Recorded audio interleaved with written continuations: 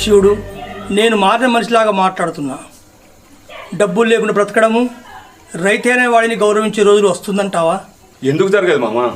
మనిషి బ్రతకడానికి పండించేది అన్నీ మనమే కదా. అవి బియ్యం, ఉప్పు, పప్పు, నూనె కోసం పల్లి, సలవ కోసం సల్ల, తీపి కోసం చెరుకు, సేదరియడానికి కావాల్సిన కళ్ళు, ఆరోగ్యం కోసం పాలు, బిర్యానీ కోసం కోడి, ఇన్ని మన దగ్గరే ఉండంగా బయట వాడితో పనేంటి మామ? అయినా ఒక్క సంవత్సరం టీవీలు, ఫ్రిడ్జ్లు లేకపోతే బతకలేమా? అదే కోడీశ్వరం డబ్బు తిని బతకమని చూస్తా, బతకలేరు. ఒక్క సంవత్సరం మనం పండించే పట్ట ఒక్క గింజ కూడా బయటకు అమ్మకపోతే అప్పుడు తెలిసొస్తుంది మామ రైతు విలువ.